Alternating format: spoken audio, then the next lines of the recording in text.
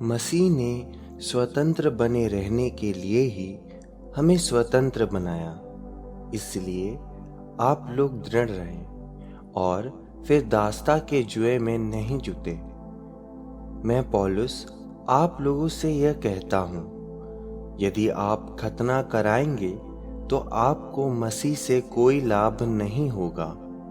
मैं खतना कराने वाले हर एक व्यक्ति से फिर कहता हूँ कि उसे समस्त संहिता का पालन करना है। यदि आप अपनी धार्मिकता के लिए संहिता पर निर्भर रहना चाहते हैं तो आपने मसीह से अपना संबंध तोड़ लिया और ईश्वर की कृपा को खो दिया है। हम तो उस धार्मिकता की तीव्र अभिलाषा करते हैं जो विश्वास पर आधारित है और आत्मा द्वारा प्राप्त होती है। यदि हम ईसा मसीह से संयुक्त हैं तो ना खतने का कोई महत्व है और ना उसके अभाव का। महत्व विश्वास का है जो प्रेम से अनुप्रेरित है। आप लोग अच्छी प्रगति कर रहे थे। आपको किसने सत्य के मार्ग पर आगे बढ़ने से रोका? उस व्यक्ति ने जो भी तर्क दिया हो। वह तर्क ईश्वर की ओर से नहीं आया जो आप लोगों को बुलाता है।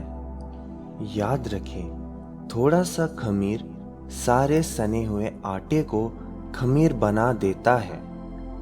मुझे प्रभु में आप लोगों पर यह भरोसा है कि आप विचलित नहीं होंगे। जो व्यक्ति आप लोगों में अशांति उत्पन्न करता है वह चाहे जो भी हो ईश्वर का दंड भोगेगा। भाइयों, यदि मैं अब तक खतने का प्रचार करता तो मुझ पर अब तक अत्याचार क्यों किया जा रहा है? यदि मैं ऐसा करता, जो क्रूस के कारण जो बाधा होती है वह समाप्त हो जाती। अच्छा यही होता कि जो लोग आप में अशांति उत्पन्न करते हैं वे अपने को नपुंसक बना लेते। भाइयों, आप जानते हैं कि आप लोग स्वतंत्र होने के लिए बुलाए गए हैं। आप सावधान रहें, नहीं तो यह स्वतंत्रता भोग विलास का कारण बन जाएगी। आप लोग प्रेम से एक दूसरे की सेवा करें, क्योंकि एक ही आज्ञा में समस्त संहिता निहित है और वह यह है, अपने पड़ोसी को अपने समान प्यार करो। यदि आप लोग एक दूसरे को काटने और फाड़ डालने की चेष्टा करेंगे तो सावधान रहें, कहीं ऐसा ना हो कि आप एक दूसरे का सर्वनाश करें। मैं यह कहना चाहता हूँ, आप लोग आत्मा की प्रेरणा के अनुसार चलेंगे तो शरीर की वासनाओं को तृप्त नहीं करेंगे। शरीर तो आत्मा के विरुद्ध इच्छा करता है और आत्मा शरीर के विरुद्ध। ये दोनों एक दूसरे के विरोधी हैं।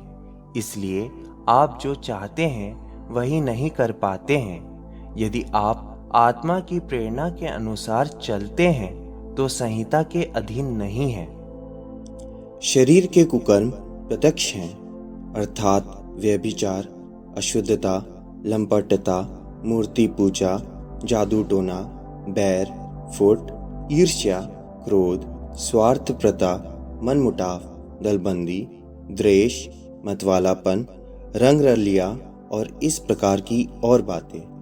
मैं आप लोगों से कहता हूँ, जैसा कि मैंने पहले भी कहा, जो इस प्रकार का आचरण करते हैं वे ईश्वर के राज्य के अधिकारी नहीं होंगे।